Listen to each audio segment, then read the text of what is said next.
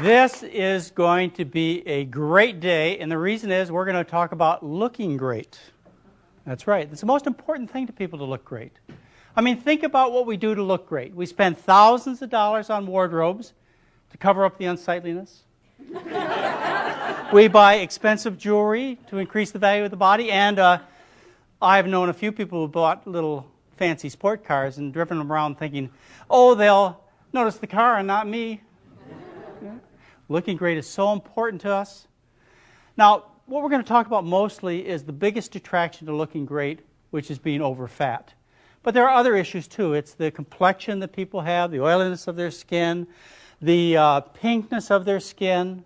It's their agility, the chance for their joints to work properly and for them to be active and to feel good. I mean, when you feel bad, you frown all the time, right?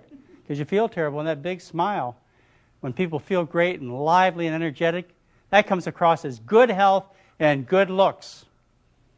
But let's focus on the big problem. And I mean the big problem. And that's being too big, which is a problem for most people in this country. Tufts University tells us that 63% of men and 55% of women, the hunger drive is the fault in the human being, isn't it? Because people overeat. Well, I can't believe that either, but we'll get into that as we go along. But for a moment, let's talk about the hunger drive. We have all kinds of drives. And we have 3 drives that keep us alive. They're breath, thirst, and hunger. How were these drives designed? Correctly, with problems, or not? Do any of you know anyone who overbreathes? How many of you count the number of breaths you take every minute to make sure you get in enough air? Do you trust that drive? Do you? How about if I challenge you to show a little conservation for our good state here? And instead of taking your usual 18 breaths a minute, just to show respect for our wonderful air here, I want you to just take 14 breaths a minute for the next 10 minutes. Will you do that for me? It would drive you absolutely nuts. How about thirst? You know anybody who overdrinks water? It's very rare. You're out on a hot summer day. You're gardening, your mouth gets parched, dry. Do you say to yourself, well, I've had my 6 glasses of water today? No, you go in and drink a glass of water. Somehow that thirst drive, it got designed correctly too, but not that hunger drive, no siree. We got to watch that and curse that drive. Well, there's a problem. And I'll just cut right to the problem. The problem is when it comes to the hunger drive, we have choices. When it comes to breath and comes to thirst, we don't have any choice. But when it comes to hunger, we got choices from avocados to zucchinis, and we'll get to that subject in just a moment. But I want to explore that hunger drive a little bit. Have any of you ever been hungry? I don't mean for just like for half an hour or 3 hours. Have any of you gone without food for 2 or 3 days? Yeah. Was it fun? Did it hurt? No? Well, it did when I did it. No food at all now. Similar circumstances that happened twice in my life. If you remember, about 15 years ago, you turn on television, you see pictures of African children covered with flies, swollen bellies, dying from starvation. And the country was all upset about this. And so different things were done to show our concern. And one thing that was done was the United Council of Churches issued a proclamation that we're to skip lunch on Saturday afternoon to show sympathy for dying children. And when this was announced in our church, I said, that's a pretty wimpy way to show sympathy for dying children. I said, why don't we find out what it's really like to be hungry? And so I challenged the congregation to not eat for the weekend. And I got 10 people to go along with me. And what an education. Oh, if you want to learn about yourself, give this a try. Friday night, I thought, no big deal. This is going to be easy. Saturday morning, I'm counting the hours. There's only going to be 30 hours and I get to eat again. Can't imagine this will be a problem. But by Saturday afternoon, I started thinking about food. And by Saturday night, I had no more money problems. I wasn't worried about nuclear war or family squabbles. I only had one thought on my mind. Sunday morning, I mean, it was so painful, the hunger, that I was filling my stomach with glasses of water, trying to get some relief, and it didn't make it for me. Now, Sunday night, we all got together back at the church, and Mary made a meal typical of what you get in Africa. Bean dishes, corn dishes, rice dishes. And I want to tell you, for the 10 of us, that was the best dinner we ever had. Now, if you have trouble learning to like the kind of foods that I recommend, just don't eat for 2 days. I guarantee you, if you put out bread and water, it'll be the tastiest meal you ever had. That hunger drive, it's phenomenal in what it does. It just demands that we get nourishment. If it didn't, I want to tell you, I'd be an awful thin or maybe dead person, because there's so many things I'd rather do than eat. Play with my computer, all kinds of things. But that drive says, okay, John, it's time, go eat, get some nourishment. The whole human race depends upon the hunger drive to survive. Yes, it's absolutely essential that it's strong, and it demands that we get food. And yet it's interesting the way people deal with that hunger drive. Most of us just eat. But intermittently, we decide that we're going to take things in control. We're going to show willpower. We're going to beat this. We're going to take smaller portions, push ourselves away from the dinner table. Or I know a way to fool the hunger drive. We'll just get out a small plate or put down the fork between bites. That'll always fool it. People who do this are known as dieters. They're also known as miserable people because they're hungry all the time. And they're also known as failures because it hurts so bad you can't keep it up. And so as a result, dieting has gotten a bad name. So we've developed other techniques for losing weight, and some very effective for temporary weight loss. For example, we have what I call the make-yourself-sick diets. Remember the last time you had a bad flu? You're feeling horrible, and third, fourth day into your flu, you got up on the scale and you go, "Whoa, look at that, I lost 4 pounds. Man, if I could just stay sick a little longer, I'd lose that extra 30 pounds that I've gained over the last 20 years, and I'd probably stay off for another 20 years if I could just get it off." Well, what if you could make yourself sick on command? And you can do that by eating a very bizarre diet, like the all-meat diets, very low carbohydrate, high protein diets. Those diets simulate sickness. And they do it by causing the body to go into ketosis, a normal condition that occurs under 2 natural circumstances. One is if you get ill. The body says, look, I'm not supposed to be gathering and preparing food. I need to recuperate.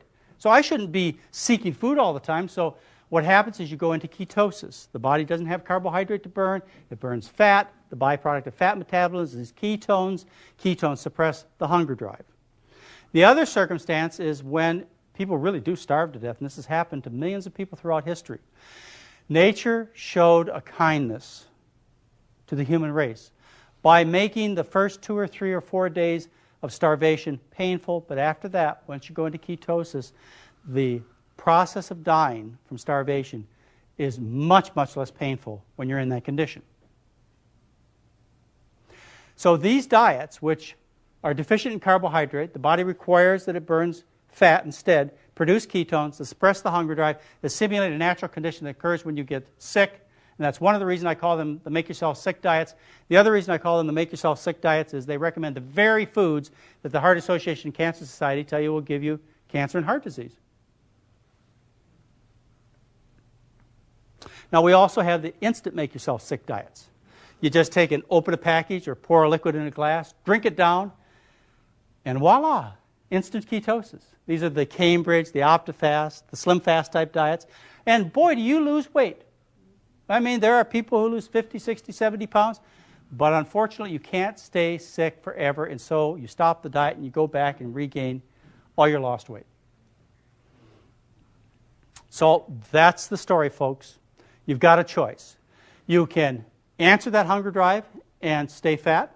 You can intermittently make yourself miserable by starving on a diet, or you can intermittently make yourself sick.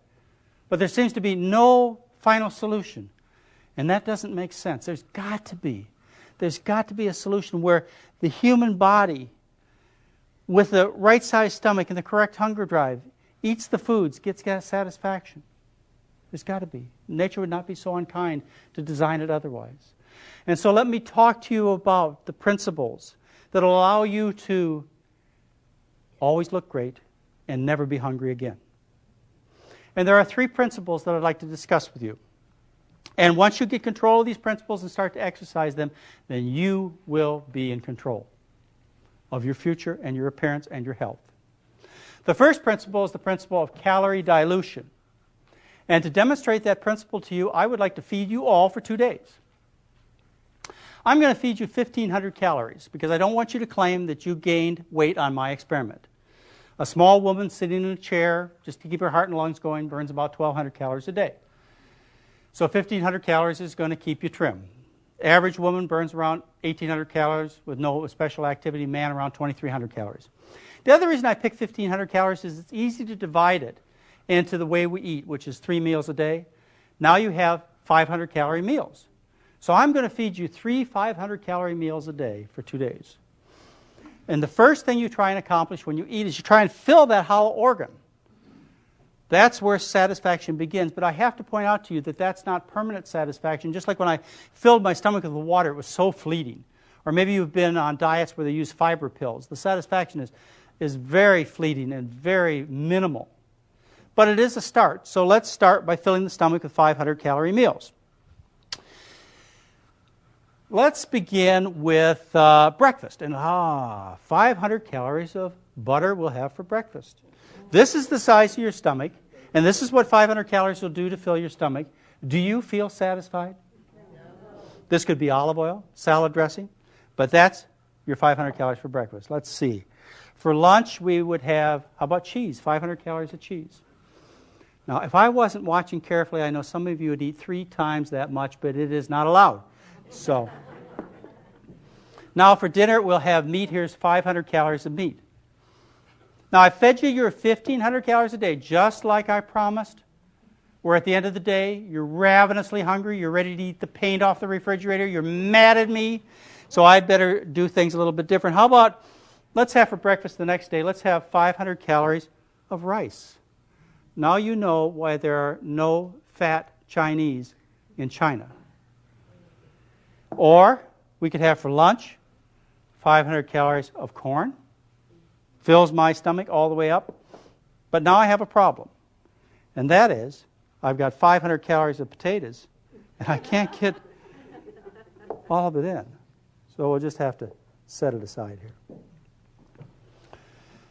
Now how about dessert? 500 calories of M&Ms we could have on our first day. Or we could have 500 calories of fruit. When you switch from the rich Western diet to the kind of meal plan that we're learning, you change the calorie concentration of the food 4-fold. So now for the same volume of food, you take in 1/4 as many calories. So the first principle of permanent, effortless, painless, highly effective weight loss is the principle of calorie dilution. You go from calorie dense to calorie dilute foods. Now to understand the next principle, you have to know the fat content of the foods. This is 100% fat. Olive oil will be 100% fat. Margarine 100% fat. Cheese 70% fat. Cream cheese 90% fat. Meat 60 to 80% fat. Rice 5%. Corn 9%. Potatoes 1%. Your fruits and vegetables about 4% fat. Now the body is very efficient with everything that it does, and especially when we eat. It's very efficient with the utilization of the substances we eat. And when we eat, we take in 3 potential sources of calories. They are protein, carbohydrate, and fat. Now, when we eat protein, the body does the most efficient thing possible with it. What it does is it takes that protein and utilizes it to build things, to build hormones, to repair cells. The body does not burn protein for energy. That would be too wasteful. That's too precious of a substance. It would be like burning your oak furniture in the wintertime to heat your house instead of plain old firewood. Makes no sense at all. When you take in more protein than you need, what the body does is it empties it through the kidneys out of the system. Now, when we eat carbohydrate, the body does the most efficient thing possible with that carbohydrate. You may remember from your studies in biology that carbohydrate is the preferred fuel of the body. It's what the body likes to burn. It runs the machinery. So you eat carbohydrate, and the body utilizes it to run the machinery. It also builds a few things with it. But then if you eat more carbohydrate than you need, the body will take 2 pounds of it and store it invisibly in the muscles and liver as glycogen. Now, if you eat more than the amount that you need to run the machinery, and more than the 2 pounds that you can store in your muscles and liver invisibly, what the body will do with any further excess, it will burn it in oxidative reactions. It will not convert that carbohydrate into fat under ordinary circumstances. Why? Because it's too wasteful. It's too expensive. It would cost 30% of the calories to convert carbohydrate into fat, and the body isn't about to do that. Now, when we eat fat, the body does the most efficient thing possible with it. That means vegetable fat or animal fat or fish fat or any kind of fat. It's already in the form for storage.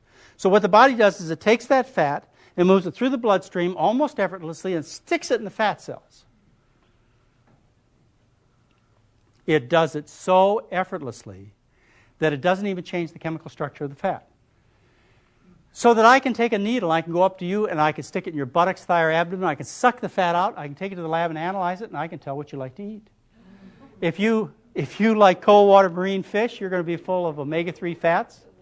If you like margarines and shortenings, you're going to be full of trans fats. The fat you eat is the fat you wear effortlessly. So think about that. Next time you say, oh, it's just a couple tablespoons of olive oil, or oh, just a little Pam on my frying pan, the body's going to store that fat. Why would it do otherwise?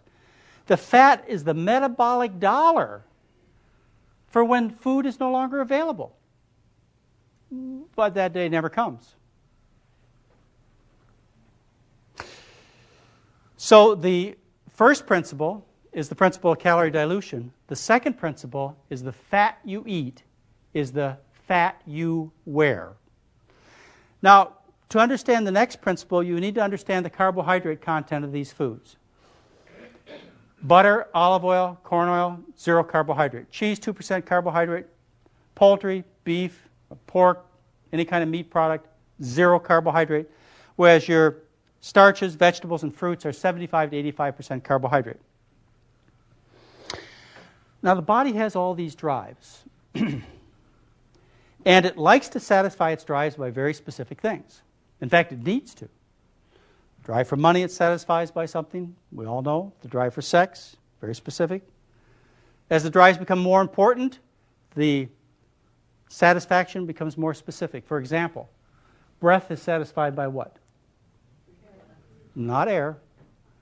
Yeah, right. Oxygen. There's just one gas that does it. If you make a mixture of gases and you forget oxygen, you leave it out, you'll be huffing and puffing and dead in 3 minutes, whether you call it air or not. How about thirst? What's satisfied by thirst? You know, some of you might be thinking beer or orange juice. But really, it's the water in those substances that satisfy thirst. Now, if I ask you what satisfies hunger, what's your answer? If you say food, that's like saying air. You've got to be more specific, and that's carbohydrate. It's carbohydrate that satisfies the hunger drive, and we know this by doing experiments where you take people and you feed them different kinds of diets, or you supplement them with different kinds of supplements, and when you feed the carbohydrate, then the satisfaction stays for hours afterwards until the next meal. But you feed fat, and what happens is they get virtually no satisfaction. Now, I remember what it was like when I was young and eating the rich Western diet. I was living off these foods here, the fats, the cheeses, the meats, the butters. That was my diet. And so I'd get a plate of food, and I would chew and swallow, and my body would say, Johnny, that's interesting, but when are we going to eat? So I would get my second plate of food, and I would chew and swallow, and I'd know something was happening because I could feel a little physical expansion here. I was still very hungry. So I got a third plate of carbohydrate-deficient food, and I chewed and swallowed. And after that plate, I got my 2 signals. It was time to stop eating. I was now overstuffed and in pain. But I was still ravenously hungry. I mean, if I could have found room for one more pork chop, I'd have shoved it in because I'd yet to give my body what it needed for that long-term satisfaction. I can tell you, I don't care if you're 95 years old, you'll never learn to like to be hungry. It always will hurt. And you'll never learn the satisfaction that you deserve until you learn the importance of carbohydrate. So it's time to give in. It's time to realize that a starch-based diet is what offers you the satisfaction that you deserve, and also the appearance. Now, the principles that I've shared with you are the principles that will give you this great look and great feel and great health. The principle of calorie dilution, the principle of the fat you eat is the fat you wear, and the principle of carbohydrates satisfying the hunger drive. And that leads you to a diet of starches, vegetables, and fruit. But there are some of you who want to lose weight faster. Oh, we want to have it tomorrow. And you want to lose even more weight. You want to look as skinny as a Hollywood model. And so you may want to introduce the principles of the McDougall program for maximum weight loss. Now, who'd want to do this? Who'd want to be more efficient in their weight loss? Well, there are people who don't want to exercise, and then they have to take advantage of the strictest principles possible. Yeah, and then there are those of you who believe you have a very efficient metabolism, and you may have trained your metabolism like a weightlifter does, so that it gets so efficient they can almost live on air. I don't believe that's true, but I know some of you do. And then there's another group of people who have trouble losing weight. And these are known as women. Yeah, women have trouble losing. They have trouble losing weight, and for some interesting reasons. Women are smaller, so it takes less energy to move from point A to point B. And in our society, women are less encouraged to be physically active. And the most important reason has to do with the biologic purpose of women, which is to reproduce. And throughout history, there hasn't been much food available. And so if you were able to reproduce, you had to be very efficient with what food was available. Otherwise, your progression of genes died out. And so you've been naturally selected to be highly efficient with that food. Aren't you lucky? Well, it was good back then, but now when food's so available, it's not so good. Let me tell you how efficient women are. There are studies of women from the Philippines and from Africa where they look at their calorie intake during pregnancy, and they find that they take the same number of calories or fewer calories during the 9 months of pregnancy, and yet they grow a baby that costs 80,000 calories. That's 240 extra calories a day. They have to get from someplace and not from the food. They do it by increasing their efficiency of metabolism and also their efficiency of activity. Let me tell you about the greatest efficiency I've ever seen in women. It occurred during World War II. In the Netherlands, prior to the war, women were consuming about 1,800 calories a day. A pregnant woman in our society consumes about 2,300 calories a day, but they were about 1,800 calories a day. And then what happened was the Germans set up a blockade around the Netherlands, and the calorie consumption of these women dropped to around 480 calories a day. And that continued for 6 months. And if you were pregnant, there was no increase in stillbirth or miscarriage. The babies were born 8 ounces lighter. And if you follow these children for 19 years, you find that their mental, physical, and emotional development was with the norm. That's how efficient women can be. If you weren't pregnant during these times, you stopped menstruating because the body said there's no room for any more beans. There's just no food. That's how severe it was. Another interesting set of experiments looked at women, and they put them in a room called a calorimeter that measures your calorie expenditure.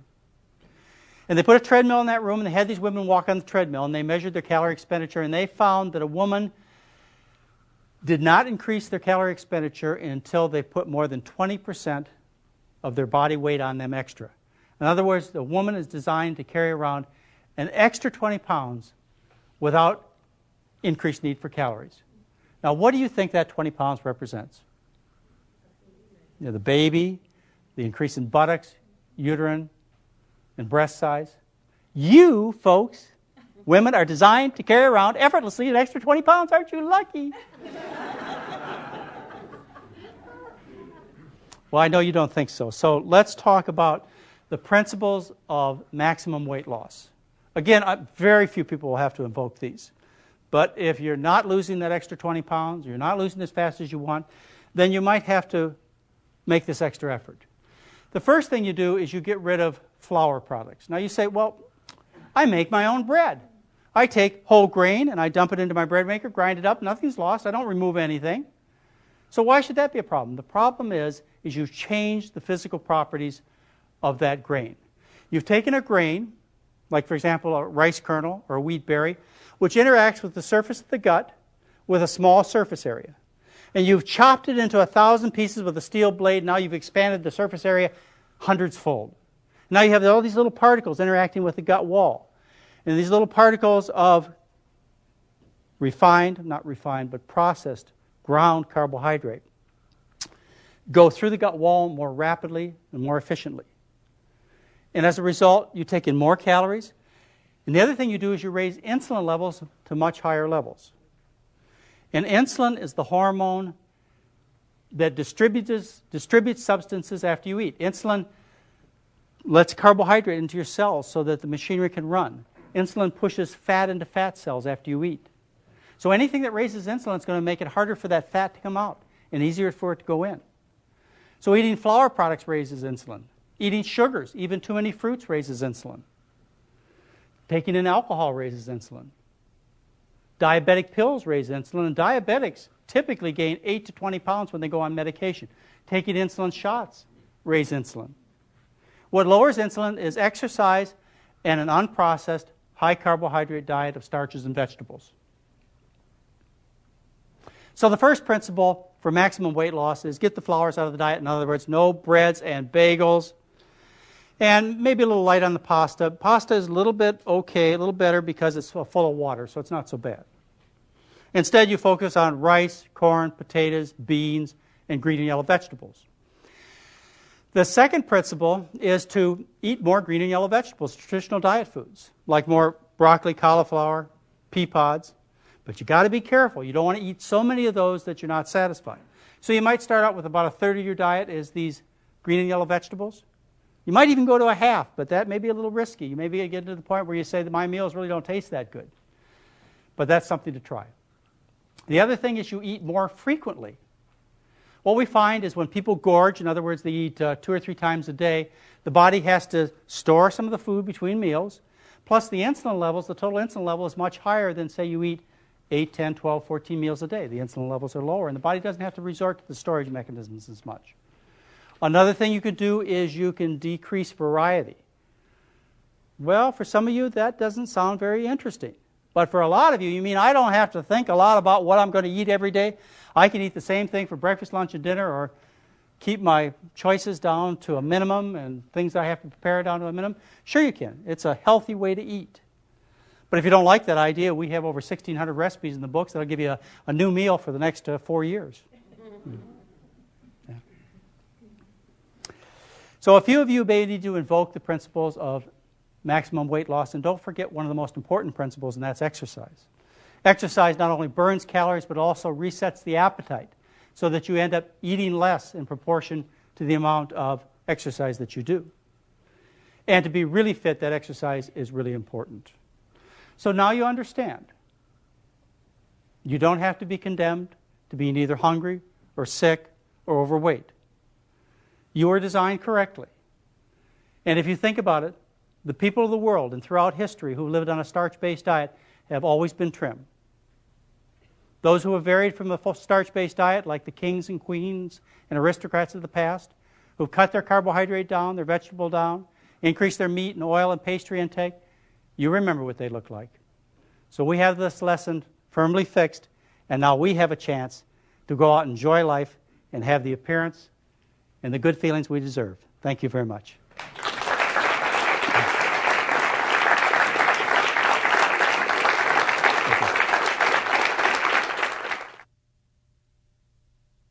I was overweight all of my life. All the memories I have, I'm overweight. And I remember asking my mom, "Mom, why am I so big?" And she had said to me, "Well, you're just a big guy, you know, you're big boned." And I believed that for years. I had a very sickly childhood, and that has given me the strength to resolve to be healthy. I reached a point in my life where I decided that I no longer wanted to be overweight. As a result, I started doing some reading to learn more about nutrition and foods, and I discovered the McDougall program. I read the book.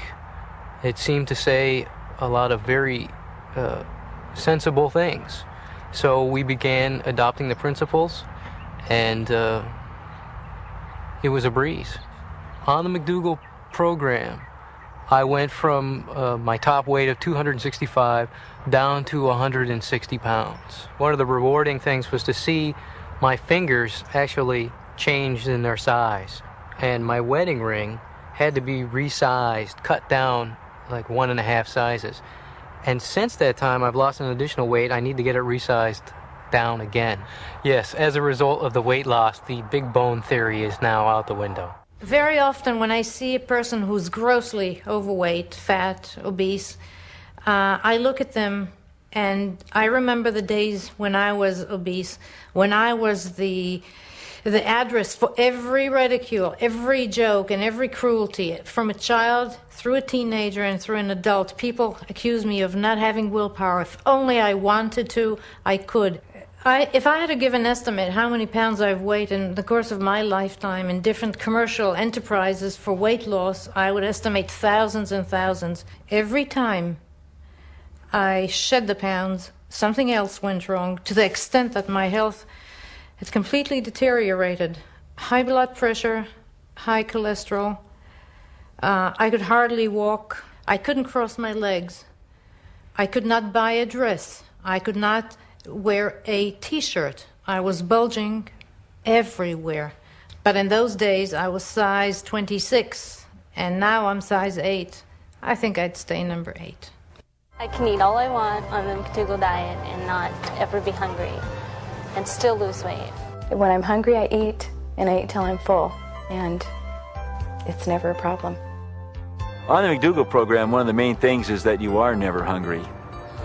The reason I had failed in the past was I couldn't overcome my hunger. It was always incessant and more powerful than I was. One of the things that Dr. McDougall tells us to do is to eat all we want, whenever we want. Being a McDougallite does not mean surviving on sprouts. It means eating just like everybody else, except tastier and healthier.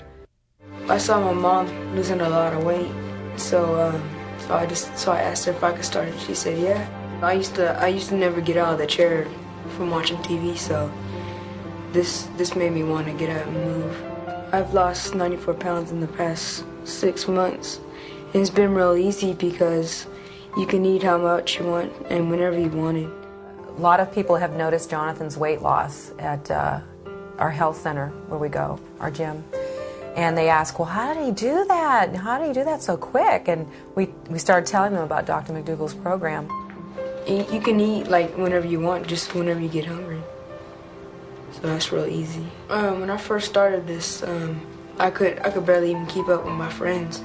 But now that I lost all this weight, I can keep up with them, and sometimes they can't even keep up with me, so it's a lot funner. Sometimes I still see myself the old way, but I look in the mirror and I see something different.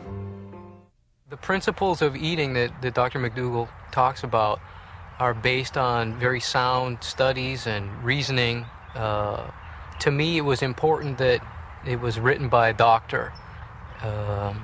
He backed up his statements with facts.